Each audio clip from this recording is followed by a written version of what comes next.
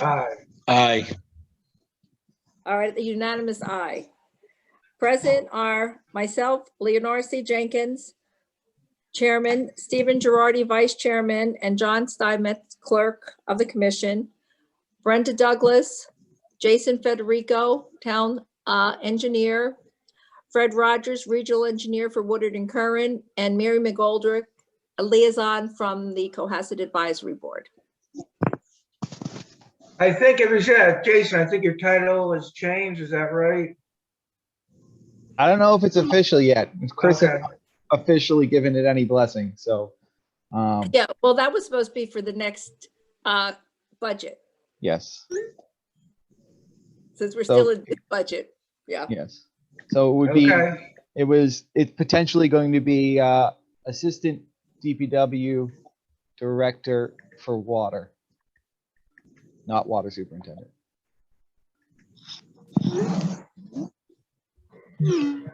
What was that again? Assistant DPW Director for Water. Okay.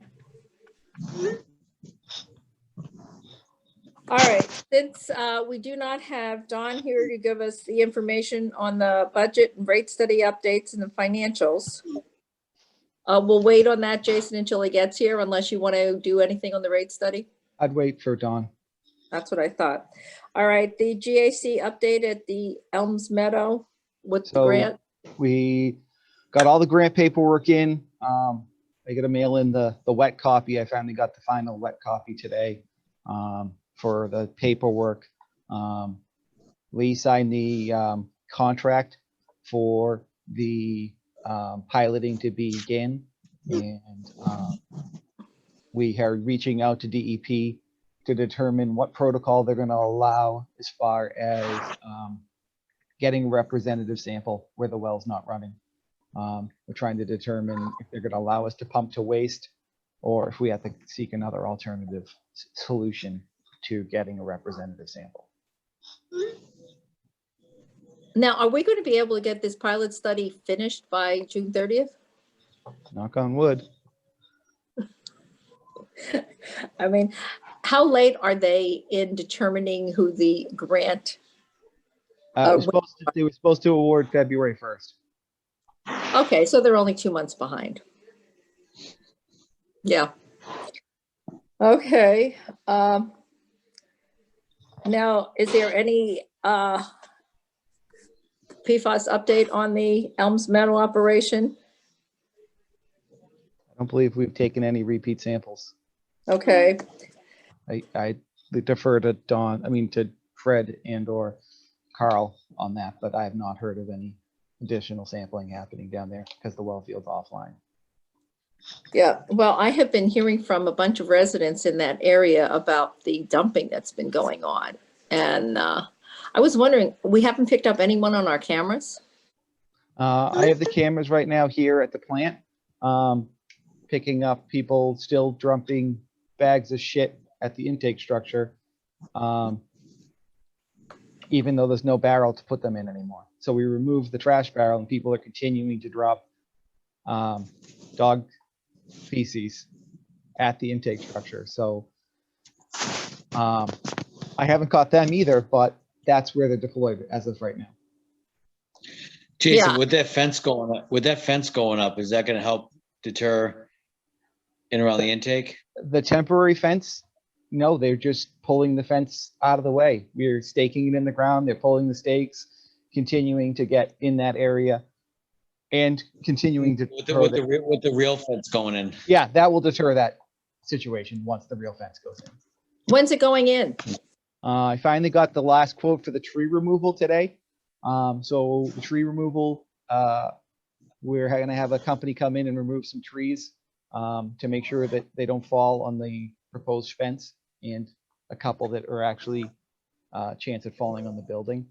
So we were waiting for that final quote to come in. $4,500 to remove trees in, not necessarily in the way of the fence. It's just a matter of protecting the fence once it's up. So we are moving forward, and the fence should be up within a month. Within a month. Now, are we paying weekly for the temporary fence? monthly. monthly. So we're gonna be going into our second month on the temporary fence. Yes. And how much is that? To look back at the 1,400. quote. How much, 14? Mhm. Okay, We just paid 1,400 for the month. Well, once that permanent fence, and that hopefully eliminate that issue. I don't know. Now it's just kind of, I have the cameras deployed more out of spite than anything else. It just, to me, it's somewhat offensive that you would literally walk within, there's 2 fences on either side of that intake structure.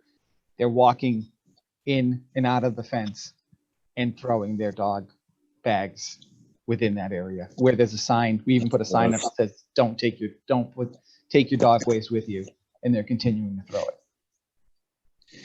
Well, You should- I hate to say it, but the people up on the hillside, I mentioned we might be putting up a fence, and they tell me that it won't deter people up on the hillside from dumping all that stuff that's polluted. Oh, at Elms Meadow? Yeah. So, When the real fence goes in, just get like a couple signs that say like cameras on premise. Yeah. It works.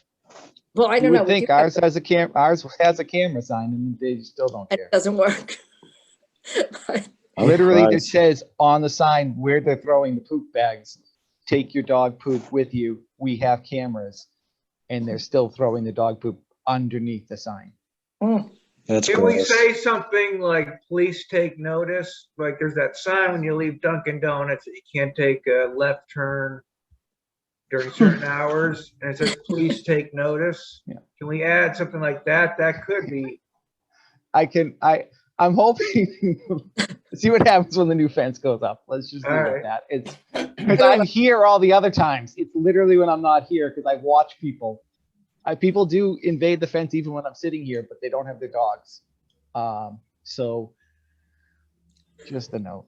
Oh, I mean, it is amazing what people do in that area, because I told you when I first came on, there was a Cohasset resident who tried to dump a diseased invasive fish at the intake. But she was caught by the American employee who was here. So I can't understand how people don't know anything about water. But I want to commend everyone on the water handout, and make sure that people look at the back page so they can kind of get an idea of what the plant looks like inside and what we're dealing with. Because everybody keeps saying to me, oh, we have the most expensive water in the world. And I'm like, you're comparing us to people with wells. And, we're totally different. It's apples and oranges. But I see Dot is here, and we don't want to hold him up. Can we get Don? Maybe? No, not yet. Oh, here he is. I'm here. I thought you guys had an That's agenda your item end. for me. Pardon? No, you were number one. Good on us. Everybody's on. So we kind of moved over until we got you. Oh, okay. Sorry, the agenda I was looking at on the website said that we will look at the rate I have study no first. idea what that is, Carl. Oh, well, Anyway. it said budget rate study updates, and Okay. Jason wants to do the rate study with you too. Fair Well, you enough. can get out of where you are and go back in. So, do you want me to just run through the financials real quick? I'll I'm a look little for it. a little thrown off now. What do you want me to do? Let's do the financials real quick, and then we can do the rate study. But one thing I did notice in the financials, because I talked to Brenda, I was a little concerned on the revenue section about the sale of water to Linden Ponds. It has shown the same 181,000 for the last 2 months. And Brenda gave me the correct number, that it's really 234,061 for the year to date. So we don't, I was concerned that maybe something was happening at Linden Ponds and they weren't using the water. No, Dawn, what I explained to Lee was that when I bill for Linden Ponds, you don't know anything about that. I do it in QuickBooks. So we create the invoice at the water department from the readings we get from Hingham. Yeah. And I scan it and I email it to Erickson. I have a spreadsheet that lets me know this is how much I billed out for this month and this is the time period. I explained to Lee that until I do a turnover when I receive that check and you get a copy of that turnover, that you don't know about the dollar amounts. Yeah, I'm not gonna know, Lee, until I Yeah, get that well, I turnover. know. So I'm looking at December and January being posted as of March 1st. Yeah, no, but I mean, I realized that from the last meeting, so it wasn't really a concern to me. yeah, no, well, I mean, but since it was I the get your same point. amount in both meetings, I just wanted to make sure that people were reassured that we weren't losing money there. That's Sure. all. After Okay. Brenda explained it, there was no problem. All right, I was just saying it for our other commissioners. okay. So based on the financial, I sent out the other day, we continue to be in great shape. We're about 82% collected.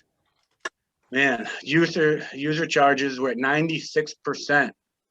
And we still got a quarter left to commit and bill. So Yeah. I expect we'll be ending the year in a very good position. System development charge continues to be another big driver.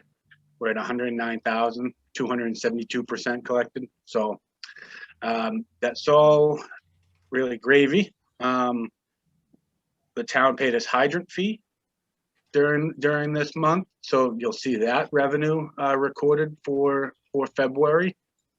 And then really nothing else to note there. Again, we're just in a great position through the 8 months ending February. The expenditure side, again, we're doing well there. General expenses, we're only at 51%. And again, when I'm looking at general expenses, I'm looking at year-to-date actual. I know we have encumbrances and we post a purchase order for our full amount of our wood and current contract. So if you're actually looking at the line item detail, the percent expended the percentage may be a little different just because I'm really looking at actuals. Only because we put in, I shoot to have people put in purchase orders for what they expect to spend on a certain vendor through the year. Mhm. Doesn't mean that's always going to happen. So for me, I like to look at both the encumbrance, the reporting with the encumbrances to me is better towards the end of the year to have a true picture. But during each month, I like to just look at actuals. So still 51.9% through 8 months. We're in really good shape on the expenditure side as well. That's good. I have a question. With the other part of town budget, have you noticed any dramatic increase in fuel for gasoline and diesel fuel for vehicles over the last month? Over the last month, I couldn't tell. I don't look at that really on a monthly basis. So, Departments manage their own gas. I mean, I could run a report and take a look, but I don't have that information right at the tip of my fingers. no, because I was wondering, because I noticed the fuel prices have been going up dramatically. And how that's going to impact budgets across the town in the next year. Sure, yeah. I mean, if they continue to stay high, they will. But we gotta remember that one line item should not kill any departmental budget. We should be budgeting conservatively enough that if there are some expected or unexpected hikes that aren't factored in, it really should not blow up any departmental budget. No, well, that's why we try to be very conservative in what we're doing. Right. But I was just curious from onlooker's point of view here, since I deal with gas prices every day. Sure. Okay. Now next is the rate study. So as a follow-up to the meeting, the biggest questions associated with the meeting were the third tier's effect on commercial and apartment complexes. So after that, I sent you guys, I know it was a deluge of spreadsheets with data, but I did my best to try and make it in a consumable fashion. So of the accounts, realistically, when you look at something, you'd be looking at adverse effect would be anybody that had 4 quarter bills in the third tier or affected by the third tier. And when you look at that, or either 4 or 3, the majority of those are commercial and apartment building. locations. So it may actually be more affecting those businesses and apartment complexes than the average customer. So then based on that analysis, I went and looked at the apartment complexes as coded apartment complexes in the database. And that was a spreadsheet I sent you guys yesterday to look at those apartment buildings in relationship to the residential per capita use as compared to the average customers in Cohasset. So if you look at those, on average, they are well below. I mean, there's 3 outliers at the top of the spreadsheet, but the majority of them are under 65 gallons per capita per day. The first 2 in there had leaks confirmed, and they're dealing with them. So for the most part, those locations, and that's assuming a 2.5 person per unit occupancy.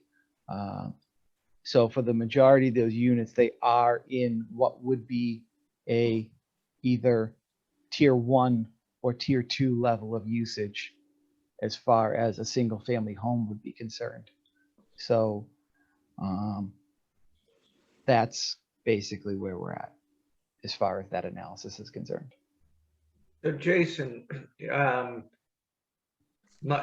me if I'm right on this. What we have is multiple units using 1 meter, and therefore they're getting to tier 3 higher or quicker, even though the individual units are not using enough to get them to tier 3.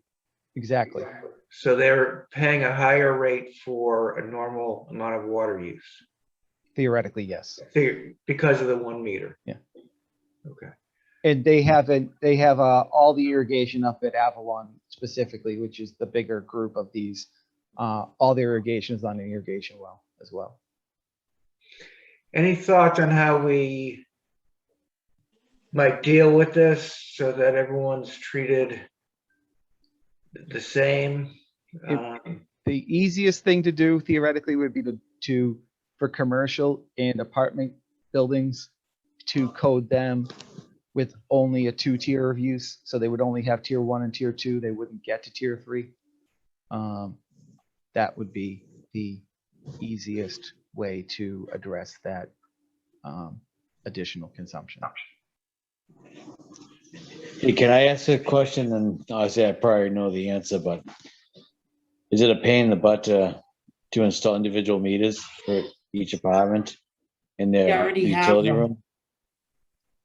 Each unit already has an individual unit, but it's the responsibility of Preserve at Cohasset, and they bill out separately. So there are single meters there, but it's used for their billing purposes, not ours. They're not meters that we read, right? Correct. They're their own individual meters. Correct. So if those are our meters hypothetically, and I don't want to go down this rabbit hole, but they'd be on a different tier then, right? Because it'd be like a residential, right? Correct. Okay, well, And- another thing, when Brenda and I were looking at the unmetered unit charge what was it, 6 years ago, 7 years ago now? Because we looked at Avalon and, how we figured it, what they were using basically equaled what the average user used, but they were using it at a higher rate. So their unmetered unit charge was half of the recovery charge, and it worked out exactly the same.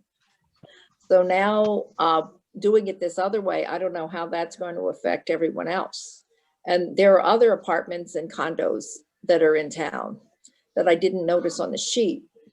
So I don't know how they're affected. And there were at least 12 of the Avalon units that fell only within the 2 billing periods of high use.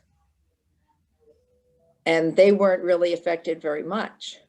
So it seems as though Avalon, you can't just say it's every building, which is a problem there.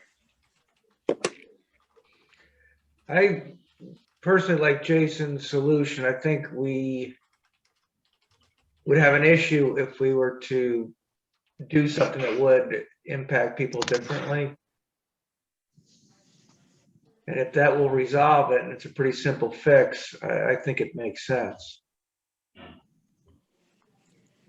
So we're did them- basically saying like the condo that's down on Main Street at Sawyer, they're not going over at all? That's still within, they're still within tier 2?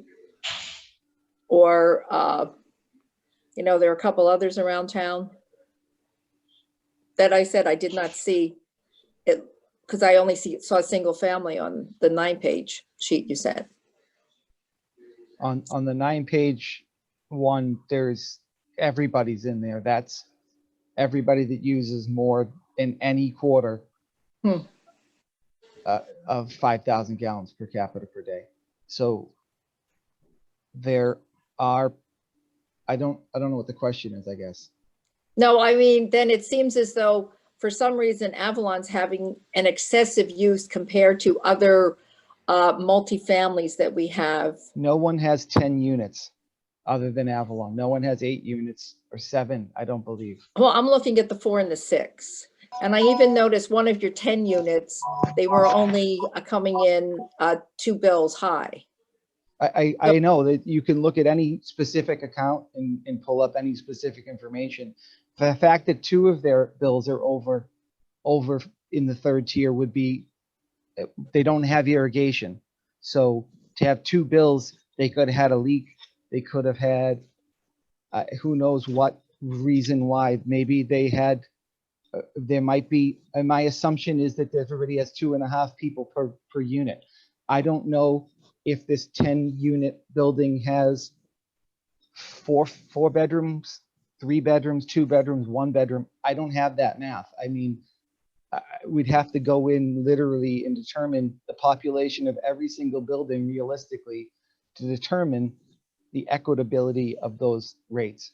I'm just looking at this generically. You guys can decide whatever you choose. I'm just giving you the information as best as I can analyze it. I can't analyze everything. I can only analyze what we have. So So Jason, I think you made a good point. So you're right. How do you know if one complex has 3 bathrooms, 2 bathrooms, 1 bathroom, 2 sinks, 4 sinks, right? yes. And I know one It's- apartment that has 7 people living in it, so. It's funny. I was just gonna say the same thing. I know someone that has 4 for a Yeah. 2-bedroom. Yeah.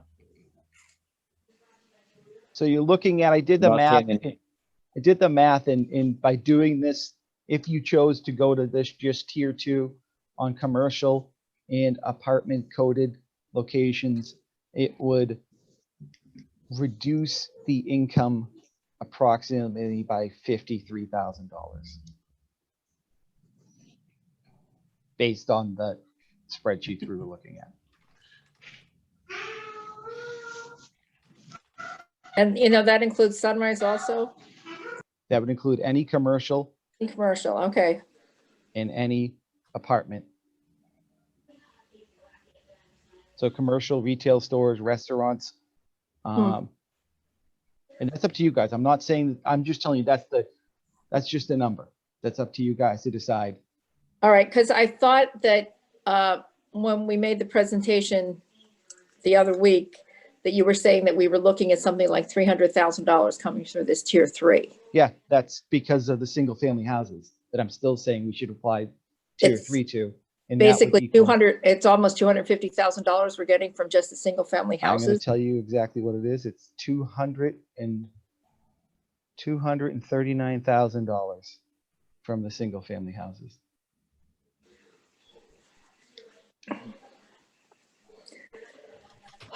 I don't know.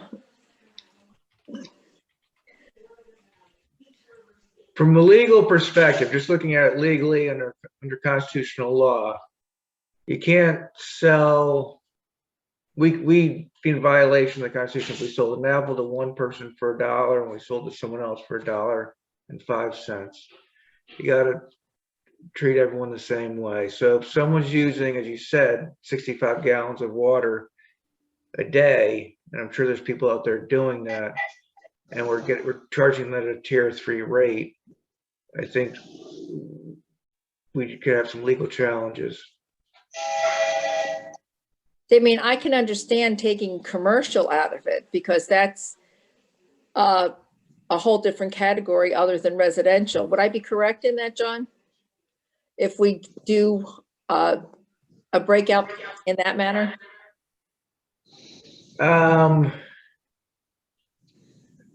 What do you, can you be more specifically? I'm sorry, you're saying you just. Okay, the take out- commercial retail stores, the restaurants, segregate them from strict residential.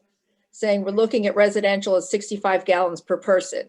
The other places, you can't do that because, they're a commercial business, they could be a landscaping business where they're watering their plants or whatever, and the restaurant using a lot of water. So I can't see an equation between a strict residential and a commercial.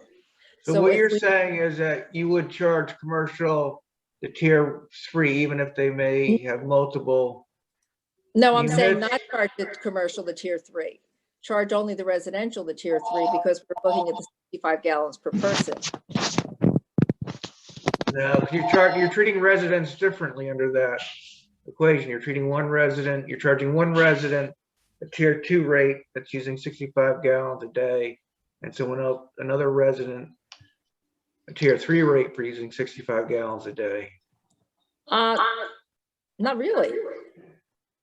How do you get that? Because we're looking at total usage. Their base point is 65 gallons per person that we're gearing towards according to the state regulations. The state does not have the regulations for commercial buildings. They only have the regulations for residential buildings. But I don't think this rate study is based upon, is it based upon the state regulations? Well, just the concept of when I calculate, when we made the presentation to the Board of Selectmen, we said that 65 gallons per capita per day for a 4-person house is the average customer, the average residential customer in Cohasset. So that's why I'm using 65 as the number we look at for Avalon, because I that's understand that. only the average customer in Cohasset. And so the average customer in Cohasset doesn't get affected by tier 3. Only customers that are using more than 65 gallons per capita per day are getting charged tier 3. And it's actually not even more than 60. I can do the math. I think it's something like 80%, 80 gallons per capita per day is tier 3. But I'm going to do that math before I give you that officially, but it's not 65. It's even higher than 65. Okay, and remember, John, the state came in and they determined that our customers should not be using more than 65 gallons per person per day. Because once they get over that threshold, Brenda can explain to you all of the wonderful educational materials and everything we have to put out to try and encourage conservation. I understand all that, Lee, but I think we're missing each other's points possibly. What I'm saying, and I think what Jason is saying, that you could have a customer at Avalon who's using less than 65 gallons of water a day personally, but getting charged tier 3 under the current system. I'm not sure how that works out since they have individual meters though. Because we're not billing them with the meters that Avalon is. We're billing Avalon with the master meter, which will put them in tier 3.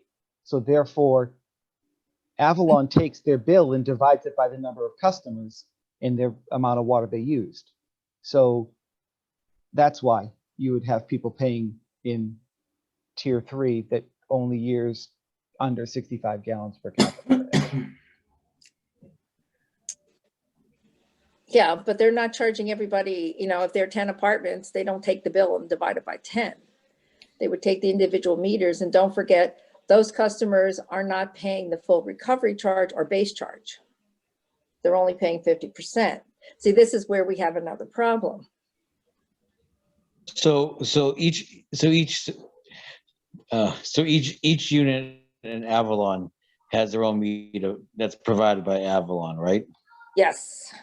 Avalon charges them. Do they charge the same rate as our rate, or They Is may it a even little jack bit it up. I don't know. Do you It's know, a- I Brenda? don't think by law they can make profit on it. Okay.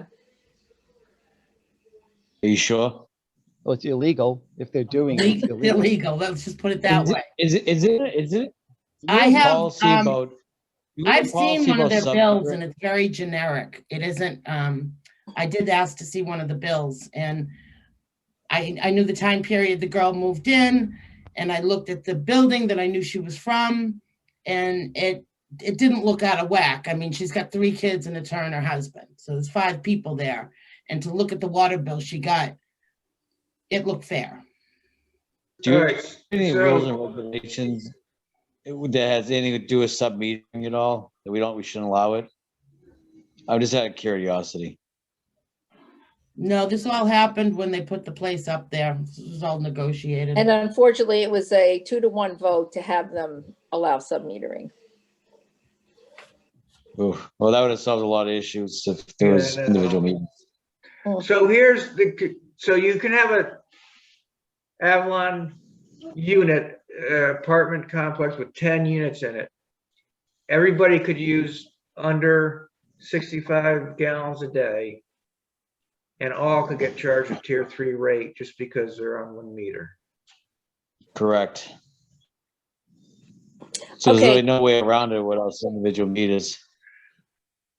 But you also have to understand, John, that they are charged more for water than your normal household of 4 because they have been charged the tier 2 rate and they're only being charged half of the base charge.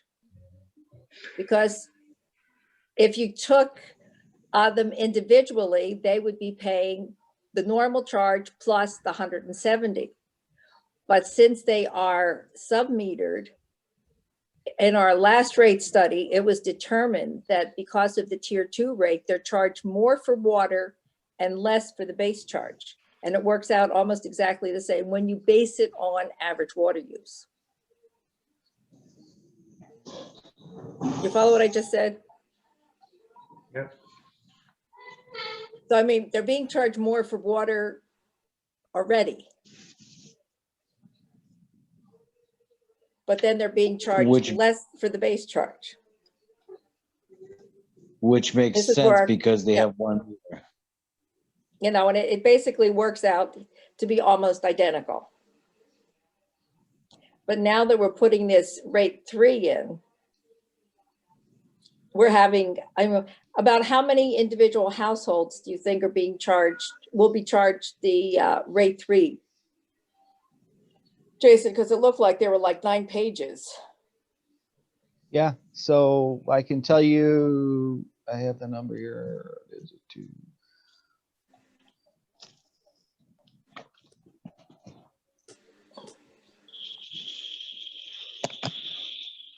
So I have to clear out, hold on. I have to look at your single family. I don't have that one. I have the other, I have everybody in this one.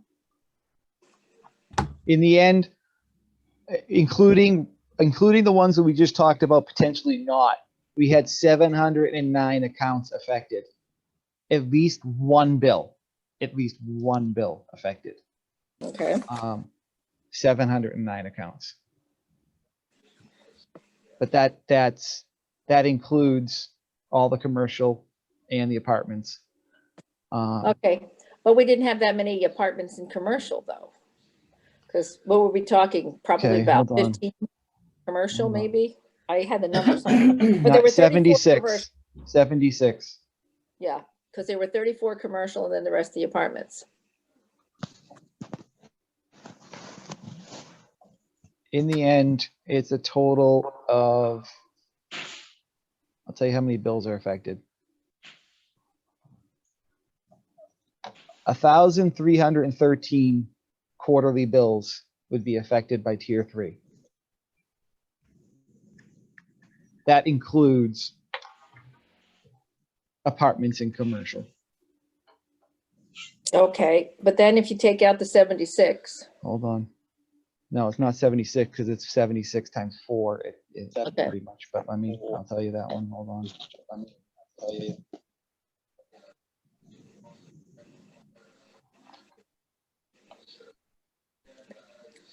Mine is 220. What's that? Minus 220. 1,093 bills affected. And how many bills do we have in total, Brenda? 25, 99 or something? 2,700 Times 4. times 4 quarters. Yes.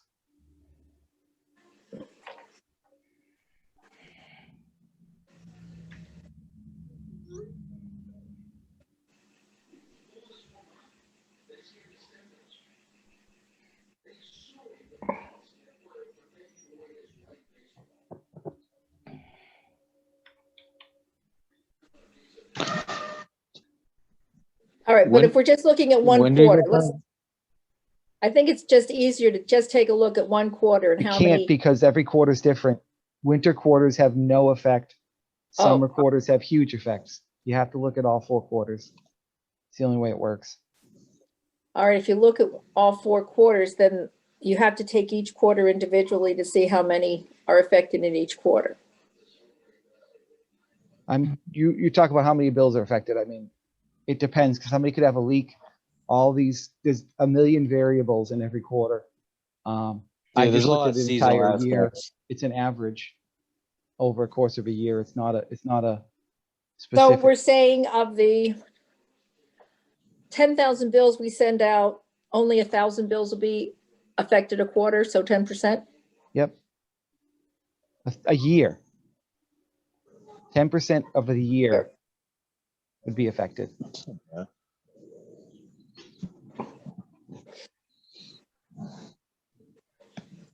It might be more than that because there were some bills that were 2. All right, never mind. It's getting too confusing. So we'd be charging at least 10% of our customers a tier 3, 1 quarter. For 2 quarters, we might be charging 15% of our customers a tier 3. No, because everything's variable. Like you can't. Variable.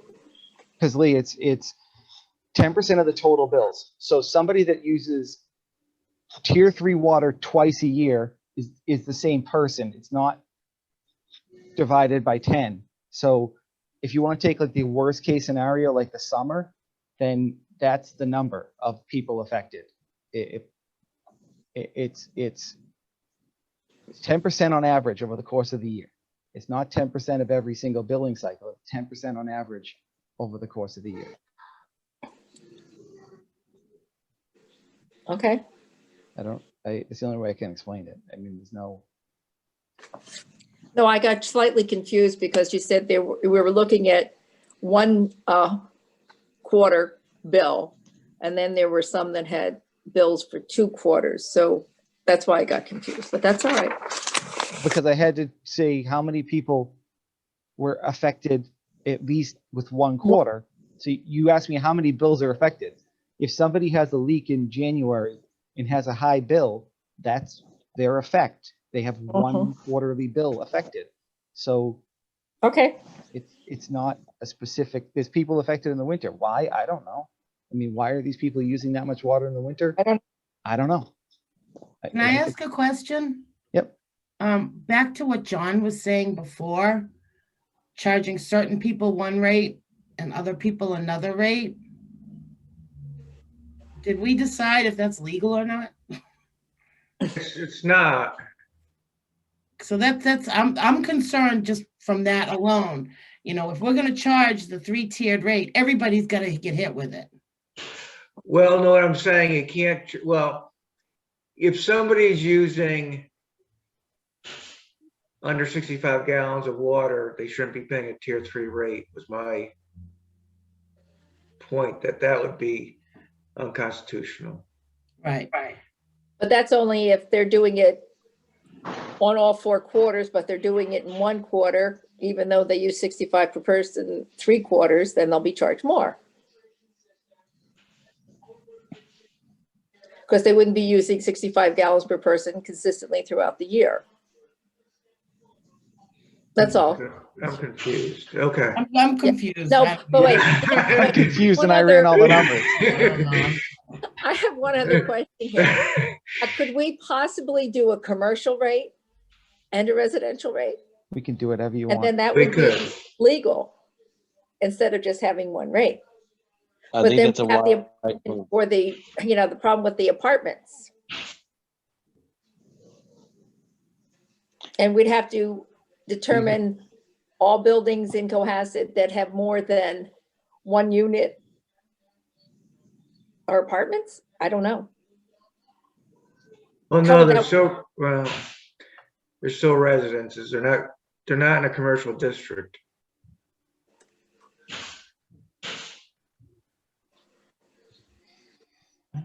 Well, we're talking condos too. That may not, Condos are sometimes labeled as residentials. Usually like with that gentleman's building over at Stop and Shop, even though it's got condos up top, that would be kind of labeled as commercial Those will be apartments. use. no, they're going to be apartments, not condos. Yeah, but it would be considered commercial because Yeah. they're gonna have commercial operations on the bottom. But Is it? Yeah, I don't know. And over at the ones by the train station, are they condos on the second floor where the gym is? They're apartments? Mhm. Oh, I thought they were condos. Okay. I thought they were apartments. You could be right, Lee. I don't know. I don't know. I haven't really looked into them. Most condos have individual meters. They have individual meters? Most condos have individual Yeah. meters. And that they have individual meters that the building people, they charge them just like Avalon. Because that whole building has a compound meter that we charge the building management company, and then they do their thing on their end for each individual unit. Yeah, see, so that's another problem there because it's a dual use building. No, but I know that building down there on Main Street, is it at Sawyer? They're condos and they don't have individual meters.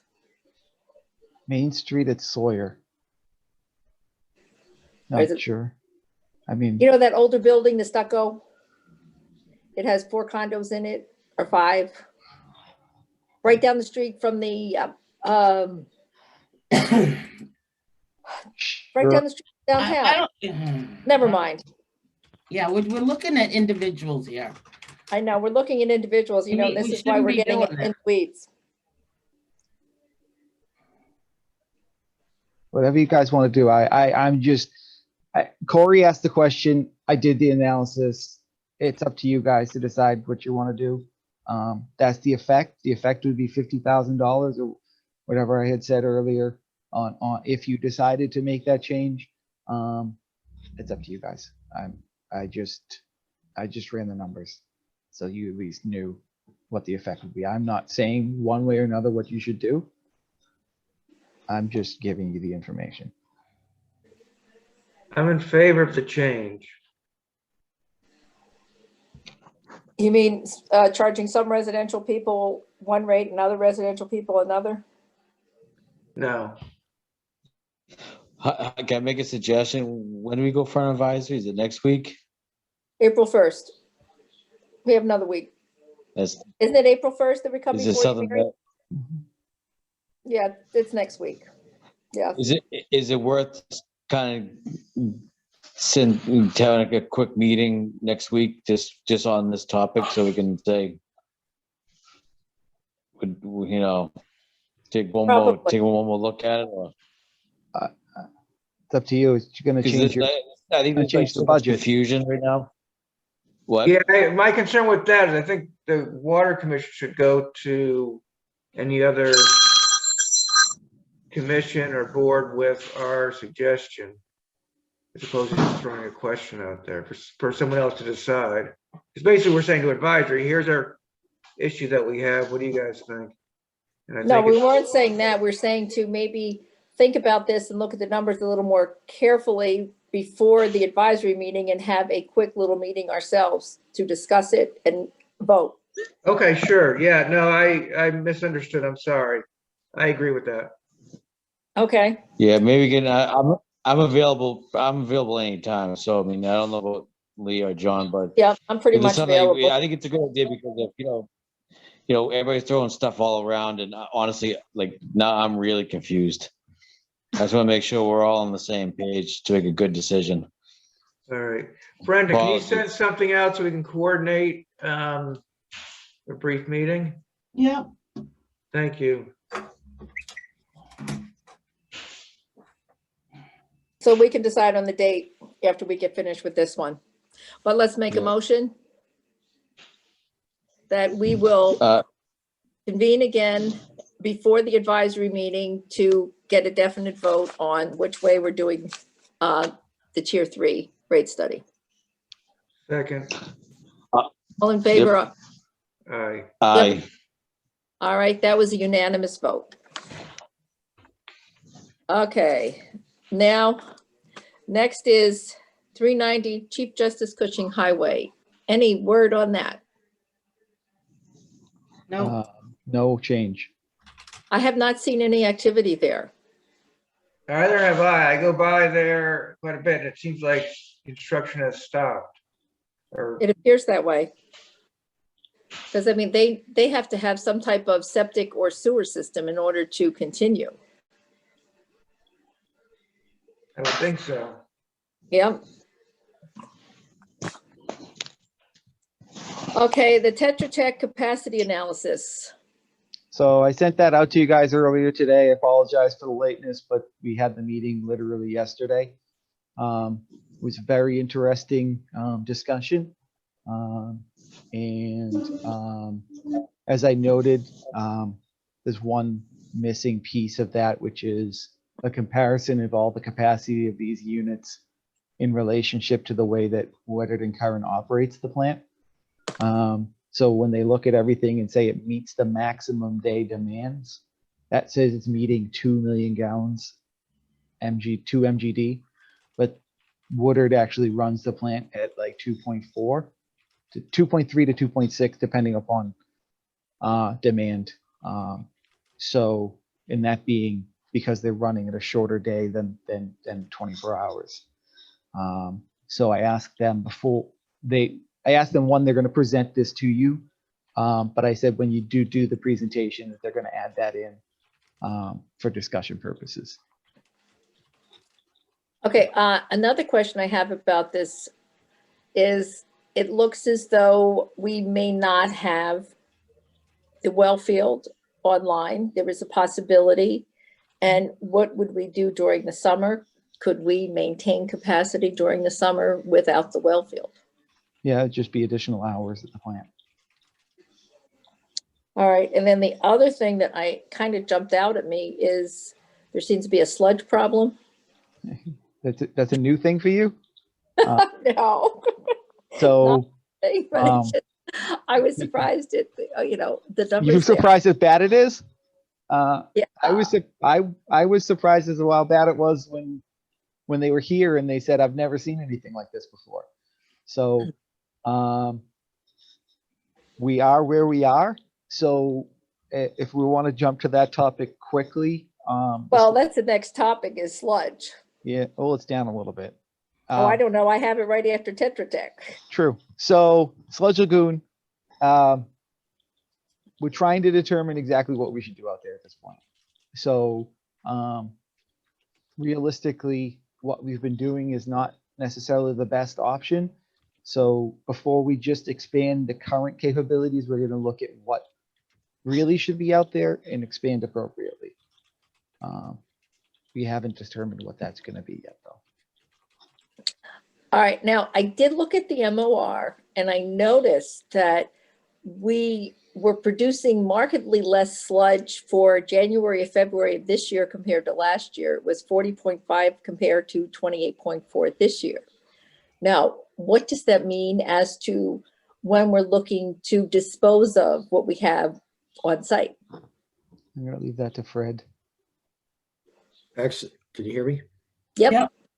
Yeah, I'm gonna have to refer to Carl. I don't know if he made it on.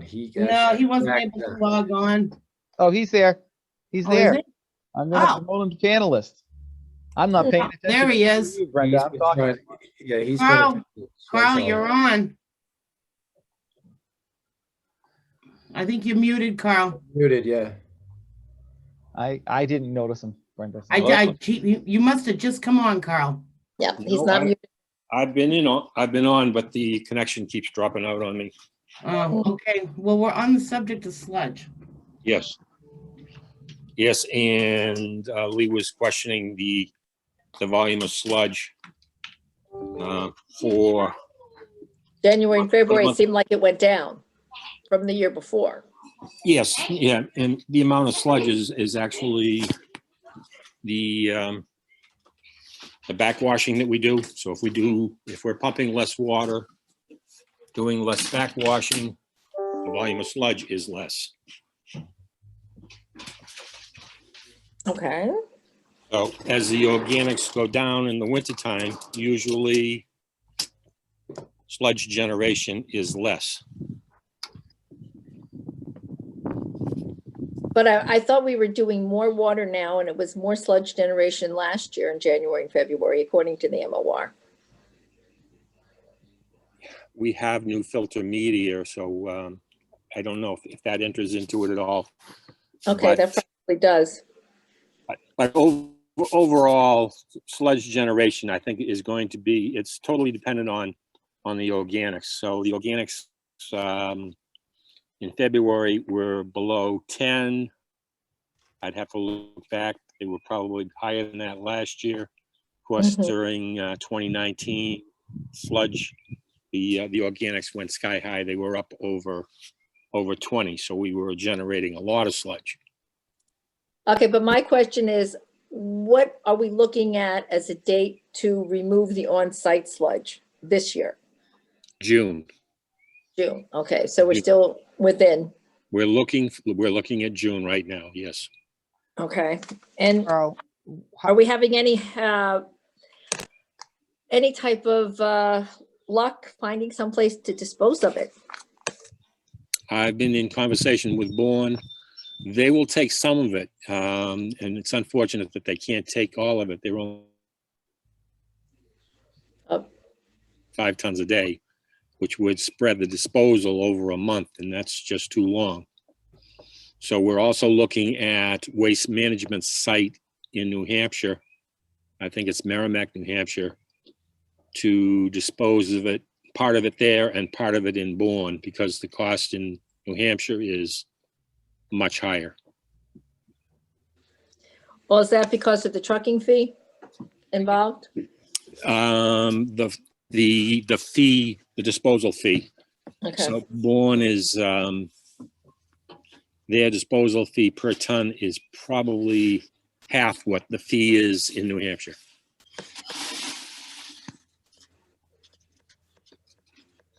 So hopefully we can take advantage of that lower cost and at least take whatever, get rid of whatever we can in Bourne.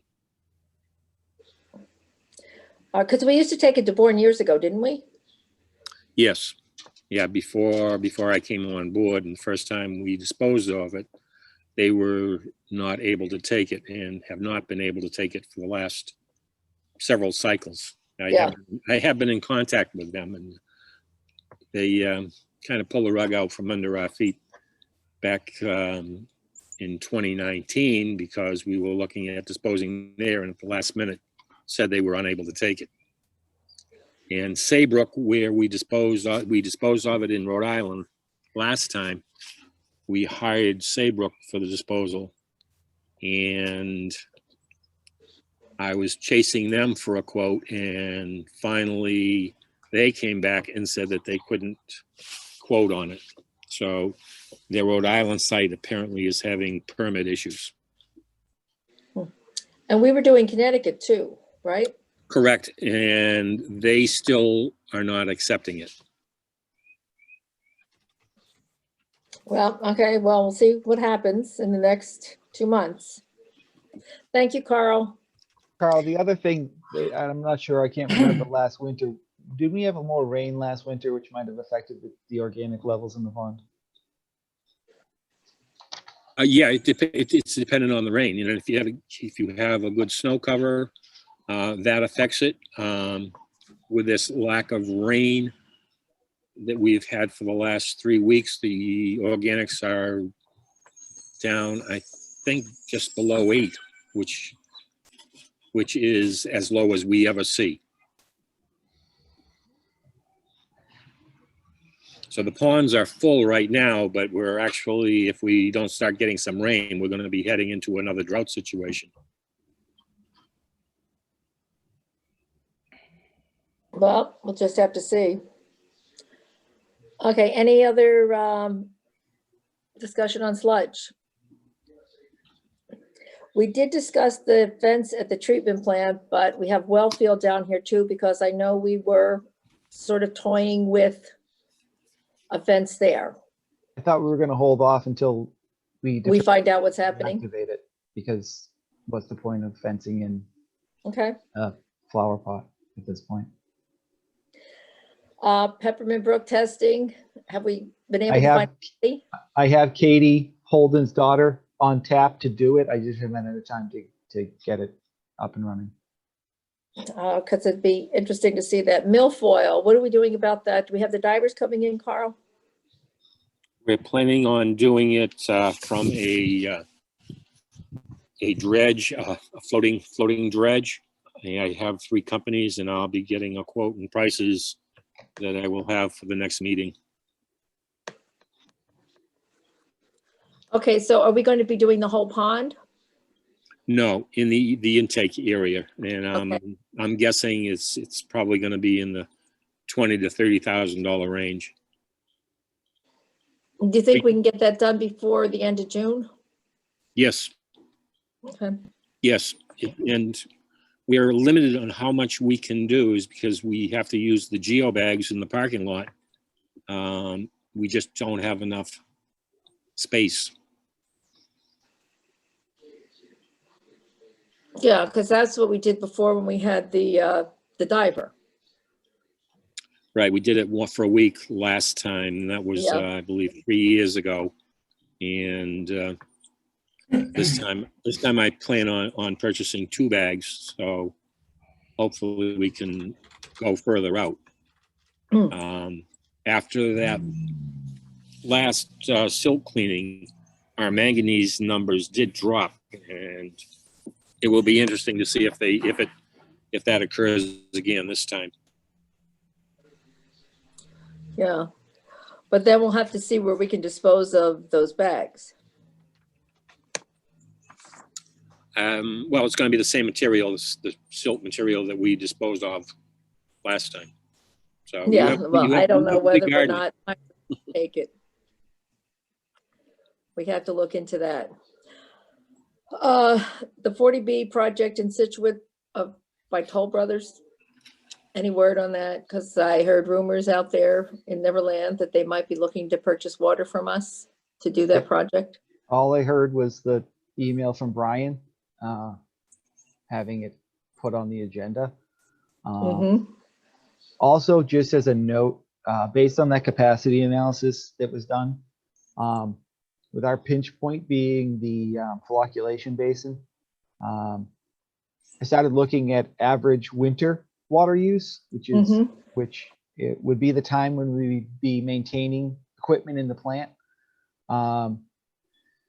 If you were to sell more water to additional customers, we'd have to incorporate overtime hours for Woodard and Curran for plant operations in any maintenance, because we can't produce enough on an average day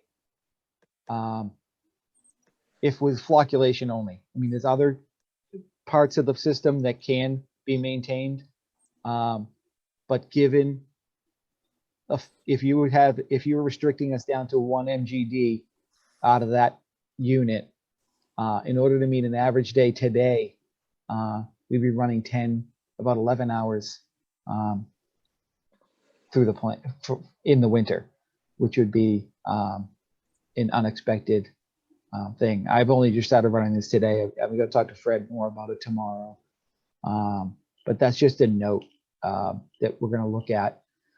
Summer, obviously, we can restrict water use to some extent for additional growth, but winter use is winter use. So to add to that baseline in the winter could end up being an issue long term and have to be incorporated into any capital planning projects that if overtime is necessary at the plant, there may be overtime. Well, wouldn't that be included into any contract of sale? Yeah, that's my point. I'm putting it out there like this is something we need to put on the radar screen in the future for any outside of Cohasset growth. And I'm going to work with Fred and Carl to try and refine this somewhat so that we can present something to you guys in the future when and if somebody actually comes with a proposal for a connection. Okay, that sounds good. Now I know, am I correct in this, that Linden Ponds, I believe they pay MWRA rates, is that right? Yes. Now, would we be required to charge the Toll Brothers project in Situate the same MWRA rate? Or if we, I don't know how that works. That was all part of the negotiation when you negotiated with Linden Ponds and Hingham. Okay, So Yeah, that was all the attorneys, so. Yeah. all right, I wasn't involved in that, so that was Yeah. before my Yeah, time. that was over 20 years ago. They started negotiations. Okay, Before our time, John. yes, okay. Okay, the solar array. Steve, have you heard anything about the solar array? What's happening with that? I Steve, have not heard anything. Anybody? I reached out to Michelle today and I haven't heard back. It is on article still on the warrant, but I haven't heard anything. Okay, I am working with Tetra Tech as far as the sludge is concerned to develop a quote unquote rectangle of area that we want to have as a no solar zone for sludge expansion in the future. As part of when this finally does come back to us to say that you can't be in this rectangle we need. So anything you want to do, you have to be outside of this rectangle, is what we're working to get in place before somebody does come to us.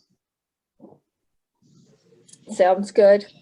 Now, I was wondering what's happening with the Elm Street water main? I thought we were supposed to be starting that around now. We are reviewing the plans, specs are done and should be out to bid by the end of April. Is that going to impact, because, I hear rumors out there about the road races and everything going on. Just work around them. You just pave the trench at the end of the week and it's ready for people to run. Okay, so we're going to go out to bid by the end of April? Yeah. All right. And one other thing, because remember we did discuss rent the last time coming up, but I was told that, well, it's a town building. And in my discussions with people on the hillside, they're wondering why, since it's town land, like DPW doesn't come and remove the trees that fall. They have, Lee. They have? Okay, Yes, because they there's have. still a lot of. And they mow trees our there. lawn. They mow your, I know, but people are concerned about some of the stuff that's going on over on Cushing. Some people are really appalled by all the dumping. No, about actually, Cushing? we've had storms that have kind of knocked out the driveway there, and they've come with their chipper and everything, been right Really? there Okay, at the area. So, Wonderful, glad to hear that. All right, meeting notes approval.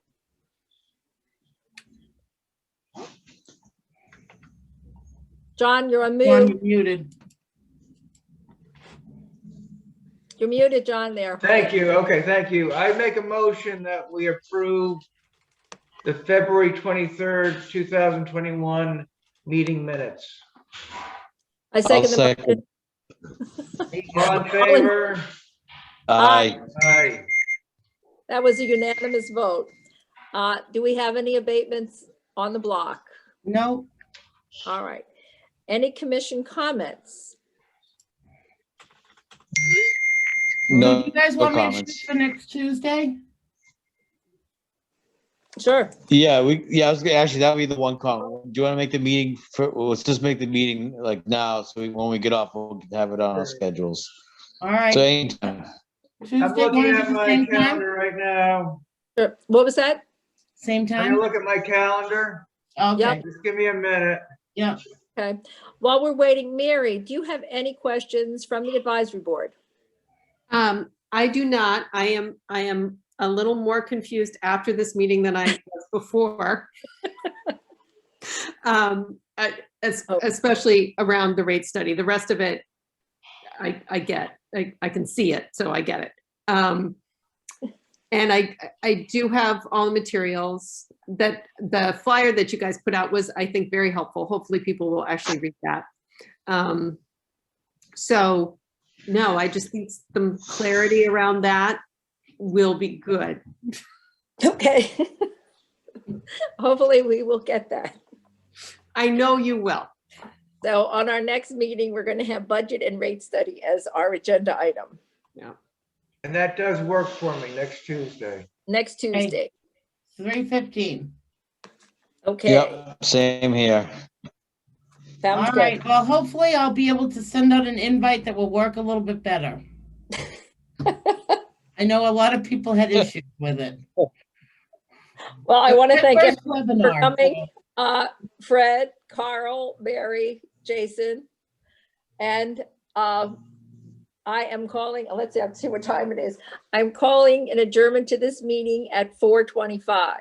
Do I have a motion? Second. Okay, all in favor? Aye. Aye. All right, we unanimously adjourned our meeting at 4:25. Thank you all. Thank you, Have a Lee. nice week. Thank you. Thank you all. Bye. Bye.